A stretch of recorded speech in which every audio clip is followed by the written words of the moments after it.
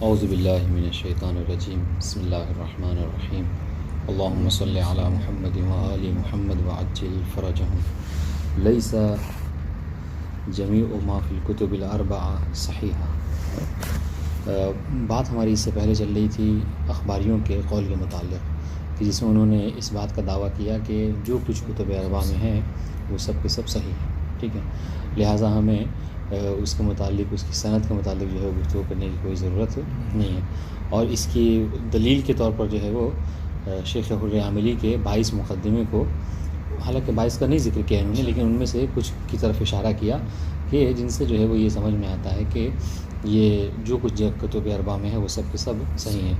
اور ان میں سے سب سے بڑی دلیل تھی وہ یہی تھی، کیا؟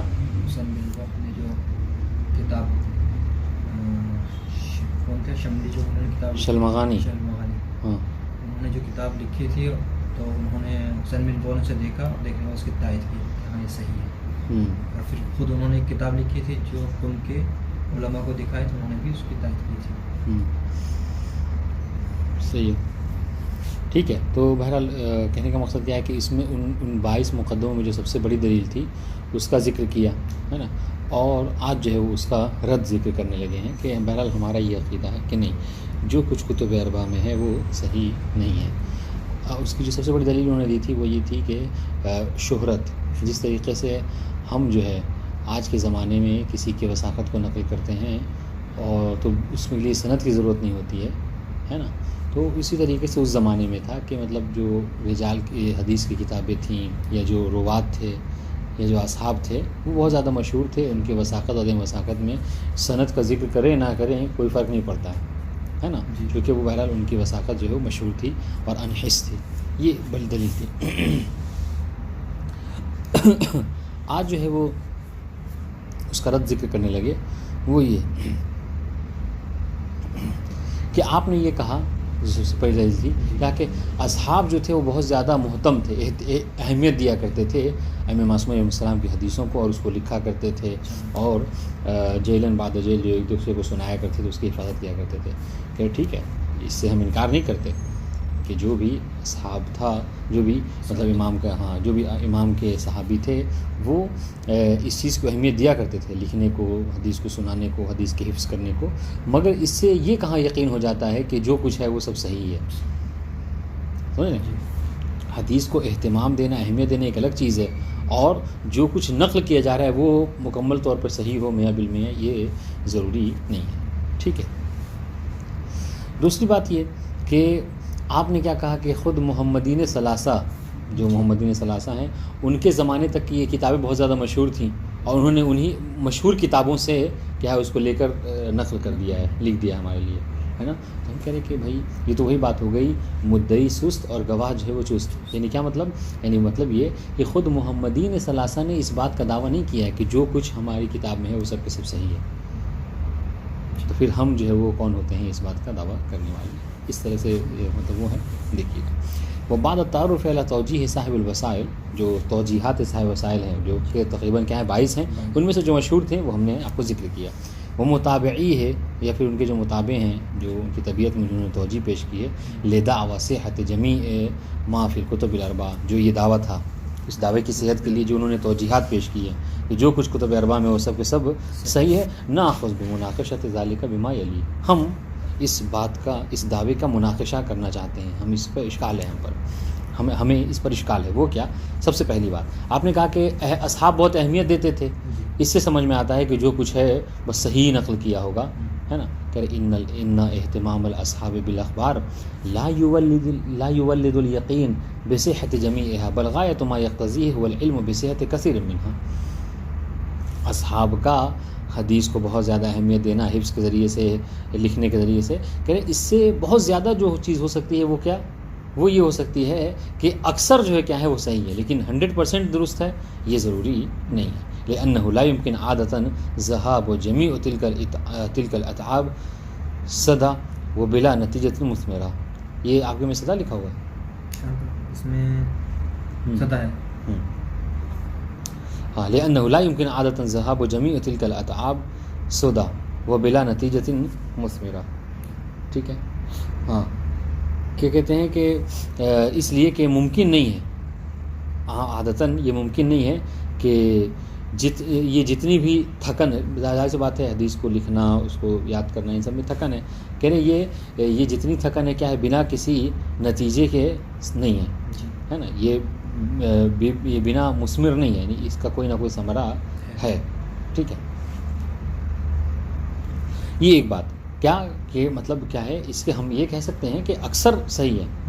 ٹھیک ہے، تاکہ یہ بات نہ آئے کہ بھائی انہوں نے جتنی بھی احتیاط دی وہ سب کیا ہے، سب بیکار نہیں، ایسا نہیں ہے، اکثر ہے، لیکن کہ 100% ہم اس کے قائل نہیں ہیں. ٹھیک ہے، دوسری بات آپ نے کیا کہا کہ خود محمدین ثلاثہ نے کیا کیا، یعنی ایسی وہ کتابیں جو کہ بہت مشہور تھیں، ٹھیک ہے، یا روات بہت مشہور تھے، ان سے اخذ کیا ہے، اور جن تک وہ نہیں پہنچے تھے تو مشہور کتابوں سے لے کر انہوں نے ذکر کیا کہ ان المحمدین ثلاثہ انفسہم لا قطع لهم صحت جمیع الحدیث التي اودعوها فی کتبہم، کہ خود محمدین ثلاثہ کو اس بات کا قطع نہیں ہے، اس بات کا یقین نہیں ہے کہ جو کچھ انہوں نے اپنی کتابوں میں لکھا ہے وہ سب کے سب کیا ہے، میاں بالمیاں درست ہے، صحیح ہے. ٹھیک ہے، یہ ہماری کوئی صحیح بخاری نہیں ہے. ٹھیک ہے، فکیف یکون القطع المذکور ثابتا لغیرہم، جب ان کے لیے یہ قطع ثابت نہیں ہے محمدین ثلاثہ کے لیے، تو پھر ہمارے لیے کیسے ثابت ہو سکتا ہے. رہی بات کہ وہ جو مقدمے وغیرہ انہوں نے ذکر کیا ہے، تو کہ وہ مقدمے سے وہ ہے کیا کہتے ہیں، وہ ذو وجہ ہے، اس سے آپ کچھ سمجھ رہے ہیں، ہم کچھ سمجھ رہے ہیں، ہے نا. کوئی سمجھ رہا ہے کہ نہیں فقط اصحاب مباشرین کو جو کیا ہے وہ حجت سمجھتے ہیں، کوئی کہہ رہا ہے کہ نہیں، اس طریقے سے.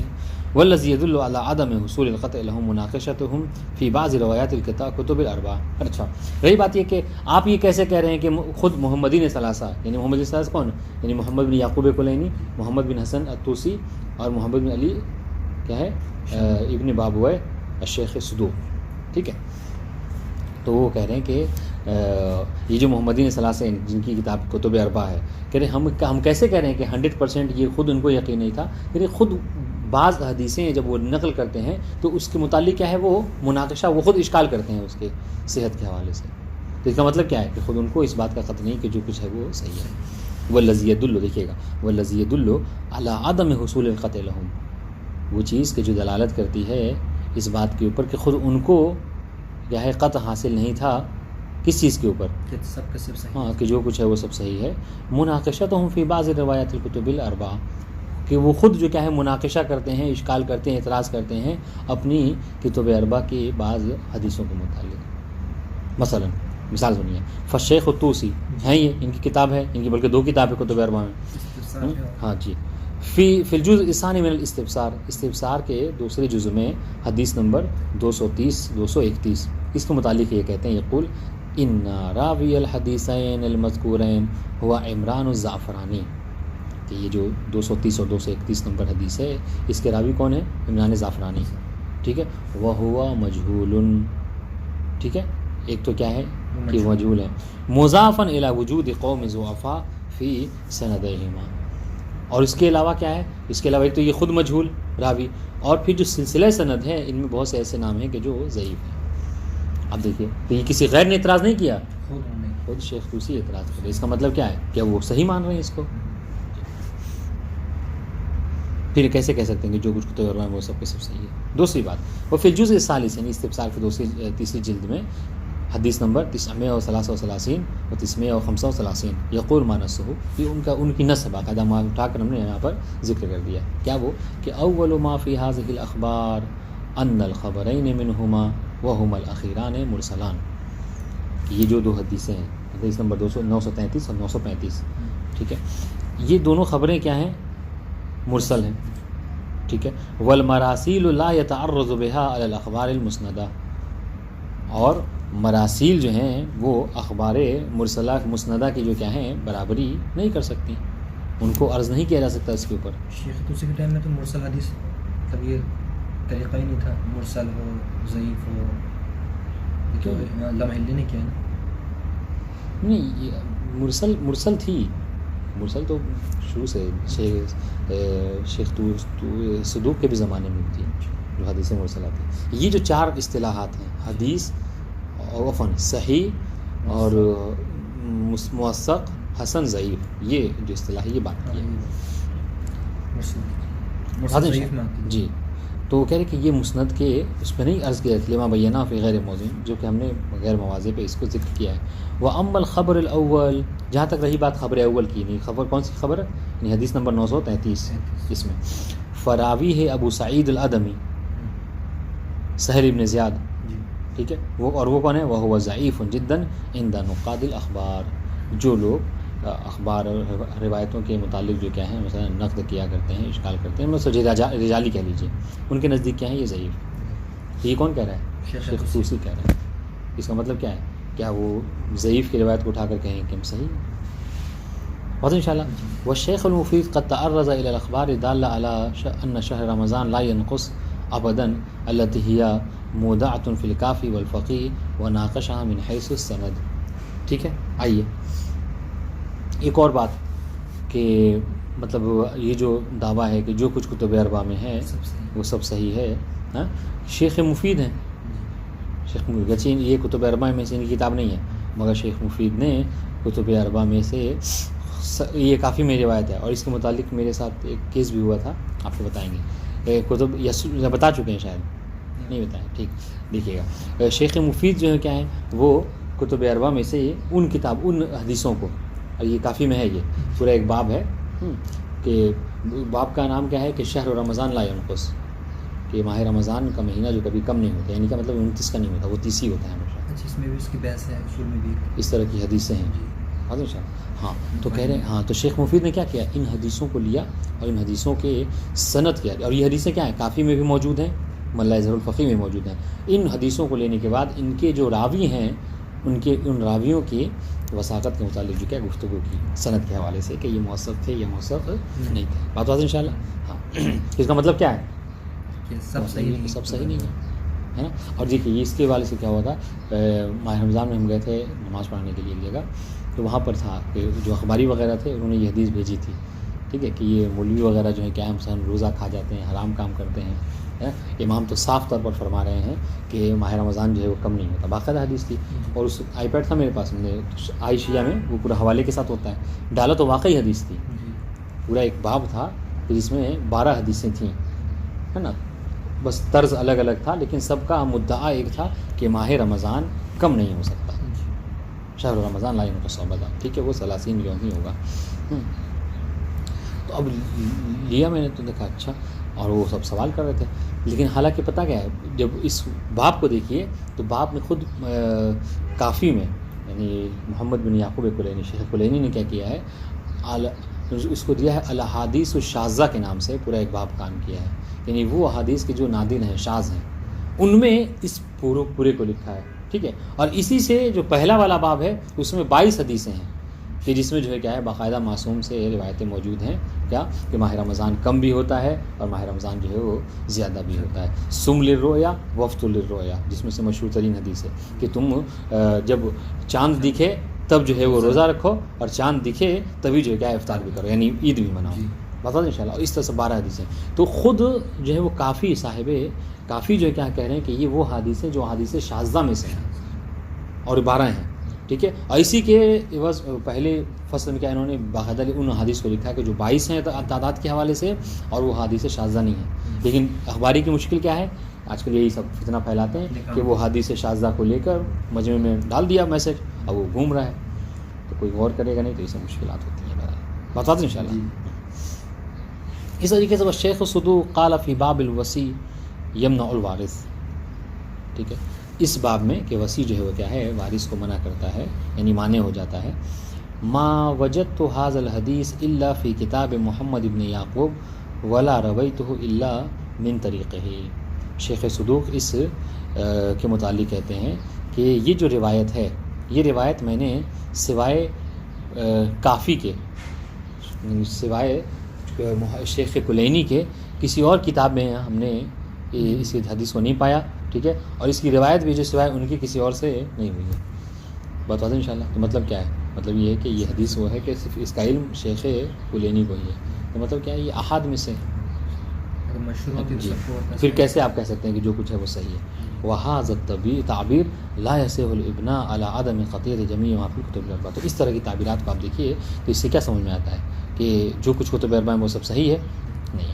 وإلا فلا اثر علی روایتها من طرق من عدۃ طرق اور من خصوص الکلینی. اچھا کہہ رہے کہ یہ جو تعبیر انہوں نے ذکر کی کہ یہ جو حدیث ہے سوائے کلینی کی کسی سے نہیں سنی گئی، اس کا مطلب کیا ہے؟ اس کا مطلب یہ ہے کہ وہ خود جو کیا ہے اس حوالے سے ان کو اشکال ہے اور انشاءاللہ کہ اس کے اور کوئی طریقہ نہیں، بس سوائے کہ شیخ کلینی جان رہے ہیں اس کو. اگر اور ہوتا تو کتابوں میں ذکر ہوتا ہے. تو کہہ رہے وہذا تعبیر لا يصل ابنا على عدم خطیۃ ما فی جمیع ما فی الکتب الاربعہ والا فلا اصل روایتها من عدۃ طرق اور من خصوص الکلینی. واضح انشاءاللہ. وفی التہذیب جلد 9 صفحہ 40 ینقل الشیخ خبرا عن الکافی ینتہی الی ابی سعید الخدری. کتاب تہذیب کے جلد نمبر 9 صفحہ نمبر 40 پہ شیخ جو ہے یعنی شیخ طوسی ایک حدیث نقل کرتے ہیں کس سے؟ کافی سے، اور یہ روایت منتہا ہوتی ہے کس پر؟ یعنی آخری جو اس میں سند میں ہے ابو سعید خدری ہیں. ٹھیک ہے. ثم يعلق علیہ، پھر اس پر وہ تعلیقہ لگاتے ہیں یہ بقول ہی اس طریقے سے کہہ کے کہ فما تضمن هذا الحدیث من تحریم لحم الحمار الاہلی موافق للعامہ، کہ یہ حدیث کہ جو حمار اہلی کے گوشت کو حرام قرار دیتی ہے یہ کیا ہے؟ یہ موافق ہے کس کے؟ عامہ کے. عامہ اس بات کے قائل ہے، اہل سنت اس بات کے قائل ہے. والرجال الذین رووا هذا الخبر اکثرهم من العامہ، اور اس روایت کے نقل کرنے والے جو سند میں لوگ ہیں وہ سب اکثر ان میں سے کیا ہیں وہ سب کے سب سنی ہیں. وما یختصون بنقلہ لا یلتفت الیہ، اور یہ ہمارے یہاں قاعدہ ہے. ٹھیک ہے کہ جب کبھی ٹکراؤ ہو جائے، یہ ہمارے مسلمات میں سے جب ٹکراؤ ہو جائے کسی چیز کی ہونے یا نہ ہونے کے حوالے سے، ہے نا، تو ایک طرف جو کیا ہیں عامہ نے اس کو خاص طور سے نقل کیا ہے، دوسری طرف شیعہ ہیں تو ہم شیعوں کے قول کو ترجیح دیتے ہیں، عامہ کو چھوڑ دیتے ہیں. تو یہاں پر وہی حال ہے کہ اس صحابہ کے سارے راوی جو ہیں کیا ہیں اکثر ان میں سے عامہ میں سے ہیں. ٹھیک ہے. تو ہم کیا کرتے ہیں وما یختصون بنقلہ، اور جن چیزوں کو خاص طور سے اہل سنت نقل کرتے ہیں ہم اس کو لا یلتفت الیہ، ہم اس پر توجہ نہیں دیتے ہیں. بات واضح انشاءاللہ. تو دیکھیے یہ حدیث ہے کتب اربعہ میں سے، یعنی تہذیب کتب اربعہ میں سے ہی ہے، اس میں ہے، اور اس کے متعلق کیا ہے مناقشہ ہو رہا ہے آپس میں علماء کے درمیان. مطلب کیا ہے؟ مطلب یہ کہ صحیح نہیں ہے. بات واضح انشاءاللہ. جی.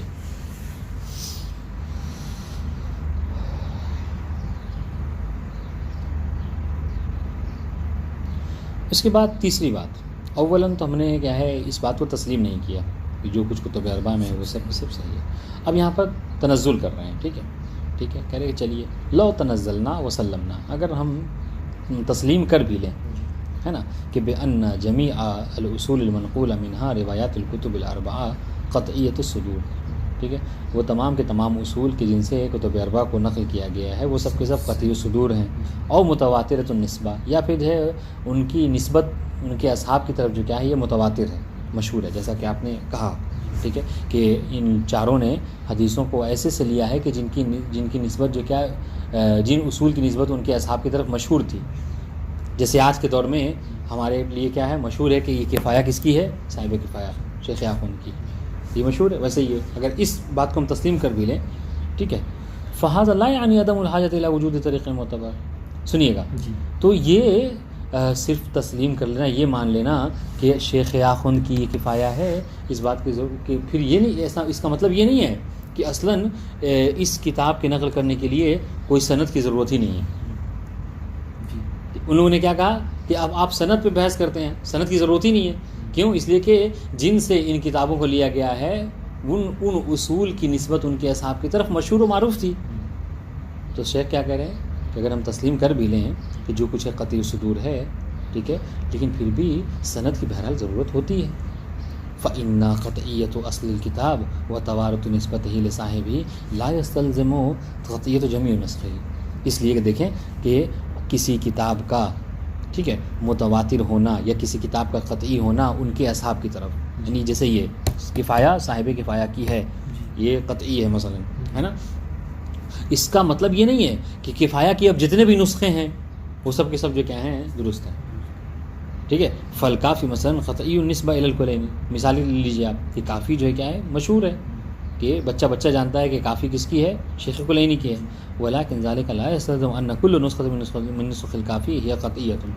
لیکن پھر بھی کیا آپ یہ کہہ سکتے ہیں کہ کافی کے جتنے بھی نسخے ہیں وہ سب کے سب جو کیا ہیں یہی شیخ کلینی کے ہی لکھے ہوئے ہیں؟ ٹھیک ہے، ایسا نہیں ہے.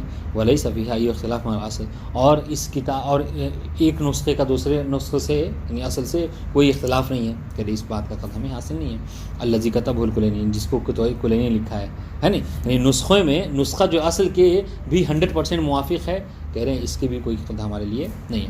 بل لربما تشتمل بعض النسخ علی زیادہ و نقصان، بلکہ یہ احتمال پایا جاتا ہے کہ بعض نسخے ایسے ہیں کہ جن میں کسی چیز کی اضافت ہو گئی ہو اور کسی چیز کی جو کیا ہے کمی ہو گئی ہے نا، اور تحریف، یا پھر اس میں کسی میں کچھ تحریف ہو گئی ہو.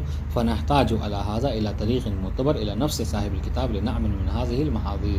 تو اب دیکھیے ہم کیوں کہتے ہیں کہ طریقے کی ضرورت ہے، سند کی ضرورت ہے، تو ہم کہہ رہے ہیں کہ اس لیے ہمیں ضرورت ہے اس بات کی کہ کوئی کتاب جو کیا ہے اس کی سند جو کیا ہے شیخ کلینی تک رہے، تاکہ ہم کہہ سکیں کہ ہاں یہ کتاب جو کیا ہے فلاں فلاں فلاں کے سند سے شیخ کلینی تک پہنچی ہے. اس کا ایک جواب اس طرح بھی دے سکتے ہیں کہ جیسے تو انہوں نے ایک مثال دی کتاب کی، جیسے 4 کتابیں ہیں آسمانی، قرآن کا تو اللہ نے ذمہ داری لی، اس میں تحریف نہیں ہو سکتی، لیکن اور کتابوں میں جو کہ اللہ کی کتاب اس میں لوگوں نے تحریف کر دی ہے نا، تو رہتا زبان اس میں تحریف ہو چکی ہے نا کتابوں میں، تو لیکن یہ تو قطعی صدور ہے کہ یہ کتاب اللہ کی طرف سے ہے، اس میں بھی تحریف ہو گئی ہے. تو یہ کس کے، ان کے حق میں ہوگا، یعنی یہ تو ان کے حق میں نہیں، ان کے لیے جواب ہے یہ. کس کے لیے؟ اخباریوں کے لیے. ہاں تو اخباری بھی صحیح، اخباری کہہ رہے ہیں نا کہ اس میں جو ہے کتب اربعہ میں سب صحیح ہے. تو انہوں نے کیا کہا ہے مصنف نے کہ ٹھیک ہے ہم مانتے ہیں کہ جو مطلب یہ اگر ہم مان بھی لے کہ یہ کتابیں ان کی ہے اور مشہور تھی اس زمانے میں، لیکن آج کے ٹائم میں اس میں تحریف، جیسے اس میں بھی کہا کہ تحریف بھی ہو سکتی ہے، کچھ صحیح ہے کچھ اس میں مٹا دیا گیا. تو ہم ان کو یہ جواب دے سکتے ہیں جیسے آسمانی کتابیں 4 ہے، قرآن کو ہٹا کے 3 کتابوں میں ہے تو اللہ کی طرف سے لیکن تحریف ہو گئی. اب اس میں آج کی ڈیٹ میں دیکھا جائے تو یہ تو ہمارا اشکال اخباریوں کے اوپر جواب دے رہا ہے، جی اخباریوں کو ہوگا. اس لیے ضرورت ہے اس بات کی کہ کوئی کتاب جو کیا ہو مطلب سند کے اعتبار سے شیخ کلینی تک پہنچے کہ ہاں یہ وہی والی کتاب ہے کہ جو شیخ کلینی نے اس کو لکھی ہے. وبکلمۃ اخری ان تواتر الکتب نفسها لا یعنی تواتر نسخها. ہم کہہ رہے کہ اگر ہم دوسرے لفظوں میں آپ کو یہ کہیں تو یہ کہہ سکتے ہیں کہ کتاب کا، ٹھیک ہے، خود ایک کتاب کا متواتر ہونا، ٹھیک ہے، اس کے نسخے کا بھی متواتر ہونے کی کوئی دلیل اس پر نہیں ہے. ٹھیک ہے، ہو سکتا ہے کہ کتاب جو ہے وہ کیا ہے، یہ تو مشہور ہے کہ شیخ کلینی نے کتاب کافی ہے ان کی، مگر یہ جو ابھی ہمارے پاس رکھی ہوئی ہے یہ وہی ہے نہیں ایسا. جیسا کہ مثال تو کیا دے سکتے ہیں آپ یہاں پہ، ہم پڑھ چکے اس کے متعلق، جیسا کہ تفسیر علی ابن ابراہیم کے متعلق ہے کہ یہ تو مسلمات میں سے ہے کہ ان کی کتاب تھی علی، لیکن یہ جو ابھی رائج ہے علی ابن ابراہیم کی جو تفسیر کے نام سے، یہ انہی کی کا لکھا ہوا ہاتھ کا ہے. کہہ رہے یہ کنفرم نہیں ہے، بلکہ کنفرم نہیں ہے کیا، بلکہ اس پر اعتراض ہے علماء کو. ہم نے ذکر بھی کیا کہ اس میں کچھ ایسے قرائن موجود ہیں کہ جو یہ صاف صاف بتاتے ہیں کہ یہ پوری کتاب ان کی نہیں ہے. ٹھیک ہے. وہ فائدۃ و اجازت و صاحب الکتب روایت الکتاب عنہ تظہر فی ھذا المجال. ٹھیک ہے، اور صاحب کتاب کا اجازہ دینا کہ میری کتاب کو تم مجھ سے نقل کر سکتے ہو، اس کا فائدہ اس جگہ پہ جو ہے آپ کو دکھے گا. فصاحب الکتاب یدفع نسخۃ من کتاب الی تلمیذہ. تو صاحب کتاب کیا کرتا ہے، جس نے کتاب لکھی ہے وہ ایک نسخہ اپنے شاگرد کو دیتا ہے. ٹھیک ہے، وہ یقول له اجزتک، اور کہتا ہے کہ دیکھو میں نے اس کتاب کو مجھ سے روایت کرنے کی تمہیں اجازت دے دی. اجزتک روایت هذه النسخہ عنی. ٹھیک ہے. والتلمیذ یدفعها بدورہ الی تلمیذہ ویجیزہ. ٹھیک ہے، اور تلمیذ کیا کرتا ہے، وہ یدفعها بدورہ الی تلمیذہ، وہ اپنے شاگرد کو اٹھا کر وہ کتاب دیتا ہے، ویجیزہ، اور اس کو اجازت دیتا ہے کہ تم بھی مجھ سے نقل کر سکتے ہو. والثالث یدفع الی الرابع، یہاں تک کہ یہ سلسلہ وہکذا کل واحد یدفع الی الآخر، یہاں تک کہ یہ سلسلہ چلتا رہتا ہے. بات ہوتا ہے انشاءاللہ. ويدفعها إلى الآخر ويجيز روايته عنه، وبذلك تكون قد وصلت إلينا نسخة من مؤلف الكتاب سالم من انحاء الخلل. ٹھیک ہے، تو اس طریقے سے کیا ہوتا ہے کہ وہی کتاب جو صاحب کتاب کی ہے، جس نے لکھی ہے اس کتاب کو، وہ کتاب سلسلے وار طور سے ہم تک پہنچ جاتی ہے. ٹھیک ہے، تو اس طریقے سے کیا ہے وہ خلل وغیرہ سے دور رہتی ہے. یعنی پھر ہم مطلب کیا ہے میں بل میں یہ کہہ سکتے ہیں کہ یہ کتاب جو ہے صاحب کلینی، یعنی کافی یہی وہ کتاب ہے جس کو شیخ کلینی نے لکھا ہے. ٹھیک ہے. ولولا تناقل النسخہ المقرونہ باجازت کل سابق لاحقہ لم نحصل علی ذلک. ٹھیک ہے، اور اگر یہ تناقل کا سلسلہ نہ ہوتا، نقل و انتقال کا سلسلہ ایک سے دوسرے کی طرف، انہوں نے اپنے شاگرد کو یہ سلسلہ، تو کیا ہوگا لم نحصل علی ذلک، تو پھر ہم اس نسخے کو حاصل نہیں کر سکتے. تو یہ آپ کو اگر یہ اعتراض کرتا ہے کہ کیا اجازت وغیرہ کہ آپ جو ہے پابند رہتے ہیں، تو پھر اجازت کا فائدہ یہاں پر آپ کو ملے گا، ہے نا. تو یہ 3 اعتراض. چوتھا جو ہے وہ مناقشہ ہمارا اس بات کے اوپر کہ جو کچھ کتب اربعہ میں ہے وہ صحیح نہیں ہے، یہ ہے کہ انہ بناء علی قطعیت جمیع ما فی الکتب الاربعہ لا حاجۃ لتفصیل الشیخ طوسی والصدوق للمشیخۃ فی آخر کتابہما. ٹھیک ہے، اگر ہم اس بات کو قبول ہی کر لیں کہ جو کچھ کتب اربعہ میں ہے وہ سب کے سب صحیح ہے، تو پھر دیکھیے دوسروں کو چھوڑیے، خود شیخ طوسی اور شیخ صدوق کو ضرورت نہیں تھی کہ اپنی کتاب کے آخر میں مشائخ کا ذکر کریں، ہے نا، کہ کون کون ہمارے استاد جن سے ہم نے نقل کیا ہے. چونکہ مشائخ میں بعض ایسے ہیں ان کے جس کے بارے میں پڑھا ہم نے کہ جن کی توثیق نہیں ہوئی ہے نہیں، لیکن وہ توثیق اس باب سے ہوئی ہے کہ چونکہ یہ شیخ صدوق یا شیخ طوسی کے کیا ہیں مشائخ میں سے رہ چکے ہیں. تو کہہ رہے کہ اگر یہی بات ہے کہ جو کچھ ہے وہ سب کے سب درست ہے، صحیح ہے، تو پھر اس کو خامخواہ کو اس کو ذکر کرنے کی ضرورت کیا ہے، کیونکہ آپ کو تو سند کی ضرورت ہی نہیں ہے نا. تو ان کا سنیے گا، ان کا مشائخ کا ذکر کرنا آخر کتاب میں اس بات کی دلیل ہے کہ خود وہ اس بات کو مانتے ہیں کہ صرف یہ حدیث کو لکھ دینا کافی نہیں ہے کہ مطلب سب کچھ صحیح ہے. ٹھیک ہے، وذکر طرقہما الی الاصول التی نقل منها الاحادیث، اور یہ کیا کریں کہ وہ اپنے آخر میں ان طریقوں کو ذکر کریں کہ جن طریقوں سے انہوں نے کیا کیا ہے، حدیثوں کو ذکر کیا ہے، حدیثوں کو نقل کیا. واضح انشاءاللہ. ولا معنی ایضا لما ذکره شیخ طوسی فی مقدمۃ المشیخہ من انی اذکر هذه المشیخہ لتخرج احادیث من الاسناد الى الاسناد. سنیے پھر ان سلسلے کو لکھنے کے بعد مشائخ کے کیا ہے، شیخ طوسی نے کیا کہا کہ میں ان مشائخ کے سلسلے کو اس لیے لکھ رہا ہوں تاکہ میری حدیثیں ارسال کے دائرے سے نکل کر اسناد کے دائرے میں آ جائیں، تاکہ میری حدیثوں کو کوئی مرسل نہ کہے کل چل کر. پھر شیخ طوسی نے بنا سند کے ذکر کر کے ایسے لکھ دیا یہ سب حدیثیں مرسلہ ہیں. میں کیوں ذکر کر رہا ہوں؟ تاکہ یہ مرسل سے مسند پہ چلی جائیں. تو مطلب کیا ہے؟ مطلب یہ کہ وہ خود اس بات کے متوجہ تھے. وَإِذَا قِيلَ بِأَنَّ غَرَضُهُمَا مِن ذِكْرِ الطُّرُقِ هُوَ التَّبَرُّكُ وَإِيصَالُ السَّنَدِ إِلَى الإِمَامِ علیہ السلام. کوئی اگر اعتراض کرے، ٹھیک ہے، ہم پر ہماری اس بات پر تعلیقہ یہ لگائے، اشکال یہ کرے کہ نہیں، بات تو ایسی ہے کہ جو کچھ کتب اربعہ میں وہ سب صحیح ہے اور سند کی ضرورت نہیں ہے، لیکن انہوں نے ذکر کر دیا، کس لیے؟ تبرکاً ذکر کر دیا، تاکہ سلسلہ جو ہے کیا ہے کسی حدیث کا امام تک پہنچ جائے اور اس سلسلے کو لوگ یاد رکھیں. بس تبرکاً لکھا ہے، ورنہ ضرورت نہیں ہے. کوئی اگر یہ کہے تو عجبنا، تو ہم اس کا جواب یہ دیں گے کہ بِأَنَّهُ بِنَاءً عَلَى هَذَا لَا حَاجَةَ إِلَى الْإِكْثَارِ مِنَ الطُّرُقِ وَذِكْرُ أَكْثَرَ مِن طَرِيقٍ وَاحِدٍ. چلیے ہم مان لیا تبرکاً ذکر کیا، لیکن ہم دیکھتے ہیں کہ ایک ہی حدیث کو کیا ہے، کبھی ایک ہی حدیث ہم اس سے پہلے پڑھ چکے ہیں، ایک ہی حدیث کے 3 طریقے ذکر کیے ہیں. اگر تبرکاً ذکر تو ایک طریق کو ذکر کرتے، لیکن ایک ہی حدیث کو 3 طریقے سے ذکر کرنے کا مقصد کیا ہے؟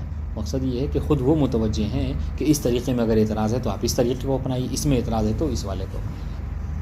بتا دیں انشاءاللہ. جی ہاں ٹھیک ہے. کہہ رہے کہ اگر بات آپ کی تبرکاً ہی کی ہے تو لا حاجۃ للاکثار من الطرق، طریقے کو ذکر کرنے میں اکثار کی ضرورت نہیں تھی.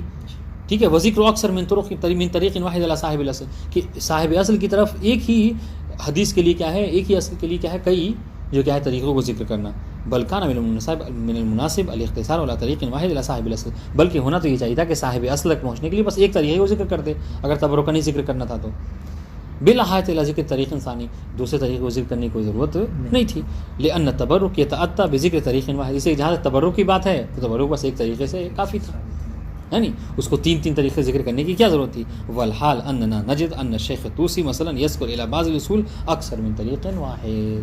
اور ہم اس سے پہلے پڑھ چکے ہیں کہ شیخ طوسی نے ایک ہی حدیث کے متعلق جو کیا ہے اصل تک پہنچنے کے لیے انہوں نے کئی طریقوں کو ذکر کیا ہے، ایک سے زیادہ. اب ان شاء اللہ تو اس سے یہ بات سمجھ میں آتی ہے کہ یہ تبرکاً نہیں تھا، بلکہ وہ خود اس بات متوجہ تھے کہ طریق کا ذکر کرنا، سند کا ذکر کرنا ضروری ہے، اس لیے کہ جو کچھ لکھا ہے ہم نے وہ سب صحیح نہیں. بل یمکن ان نقول اکثر من هذا، بلکہ ہم تو اس سے بھی زیادہ کہیں. وہ کیا کہ انه بناء على فکرۃ التبرک لا حاجۃ الى تسجیل الطرق فی کراس وتسمیۃ بالمشیخہ. بلکہ ہم تو کہیں گے اگر آپ تبرکاً ہی کی بات کر رہے ہیں تو تبرک کے لیے ضروری نہیں تھا کہ اس کو کیا ہے طریقوں کو ذکر کرنا، کاغذ پہ لکھنا، ٹھیک ہے، اور اس کو مشیخہ کے نام سے پکارنا. ٹھیک ہے، وہ عرض علی الناس، اور لوگوں کو اس کو بیان کرنا، بل یکفی لحصول الغرض المذکور تصدیق طرق فی ورقۃ و احتفاظ الشیخ او الصدوق بها لنفسه، بلکہ تبرکن ذکر کرنا تو بس ایک کاغذ میں لکھ کے وہ اپنے لیے ذکر کرتے، نہ یہ کہ اپنے جہاں پہ حدیثوں کو ذکر کیا وہیں پہ ساتھ ساتھ جو کیا ہے طریقوں کو بھی انہوں نے ذکر کیا، تاکہ یعنی جہاں جہاں حدیثیں پہنچیں ہماری، ساتھ ساتھ یہ طریقے بھی پہنچیں، ہے نہیں؟ اگر وہ تبرکن ہی اپنے لیے تو بس اپنے لیے کافی تھا، ایک کاغذ پہ لکھ کے رکھ لیتے. بل لا حاجة إلى تسجيل في روقة ويكفي الاحتفاظ في ورقة ويكفي الاحتفاظ بها في القلب. ٹھیک ہے، بلکہ کیا ہے، بلکہ اس کو ورقے میں بھی لکھنے کی ضرورت نہیں تھی، بلکہ بس اس کو دل میں یاد کر لینا یہی کافی تھا تبرک کے لیے. بات ہے انشاءاللہ. ہاں، ان التبرک بإيصال سند الامام علیہ السلام يحصل بذلك اذن، اس کے ذریعے سے تبرک کی بات ہے تو یہ بھی تبرکن حاصل ہو جاتا. ويكون تسجيلها في كتاب بعنوان المشيخة اتلافا للاوراق والحبر وتبذيلا لهما بلا مبرر. اور اگر بات تبرکی کی ہے تو تبرک تو بس یوں ہی ہو جاتا، لیکن اگر تبرکی کی حد تک رہ کے کیا ہے کہ پوری 300 صفحہ جو ہے کیا ہے صرف تبرک کے لیے مطلب برباد کیا گیا، لکھا گیا، تو ہم یہاں پر بلکہ کہیں کہ بلا مبرر، بلا کسی کیا ہے وجہ کے، بلا کسی وجہ، ہاں کوئی اپنا کو اتنا نہیں تھکائے گا، ہاں بلا کسی وجہ کے کیا انہوں نے کاغذ کو برباد کیا، سیاہی کو برباد کیا، اس کے سے کوئی حدیث وغیرہ لیتے تو کام آتا ہے نا. ولی استیضاح ما نقول اکثر لاحظ حالتنا اليوم، کہہ رہے کہ ہم اس بات کو اگر اور زیادہ آپ کے لیے وضاحت کریں تو آج کے دن ہمارے دیکھ لیجئے، ہماری جو آج کے حالات ہیں وہ کیا، فلو فرض ان شخصا اراد تبرک بإيصال سند الامام علیہ السلام، اگر کوئی شخص یہ چاہتا ہے ٹھیک ہے کہ تبرکن کسی سلسلے کو امام تک پہنچائے، ہے نا، فہل یسہ لو کتابت یذکر فی طرقہ الی الشیخ آغا بزرگ الطحرانی ابی سعید المرشی نجفی ویذکر ایضا طرق حاضین الی الشیخ الطوسی ان العقلاء یذکرون علیہ جزما ویقولون له احتفظ بهذه الطرق فی قلبک او ورقۃ لنفسک. ٹھیک ہے، تو اب سنیے، تو اب اگر کوئی چاہتا ہے تبرکن امام تک سلسلہ پہنچائے تو یہ بتائیے کہ کیا اس سلسلے کو خود سے آغا بزرگ طحرانی تک پہنچائے گا یا مرشی نجفی تک پہنچائے گا؟ ہاں نہیں، ایسا نہیں ہے، کیونکہ یہ سب سلسلے کیا مشہور ہے، معروف ہے، اس کو ذکر کرنے کی ضرورت نہیں ہے. اگر ذکر کرے تو مطلب کیا کہ خامخواہ کی باتیں کر رہے ہیں، ہے نہیں.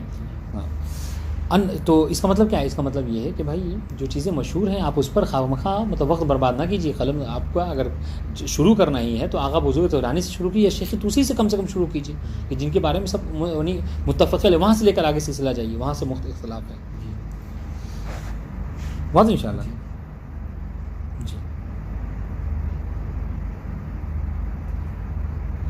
چلیے اس کو شروع کریں گے تو بہرحال نہیں پہنچ پائیں گے. السلام علیکم ورحمۃ اللہ وبرکاتہ.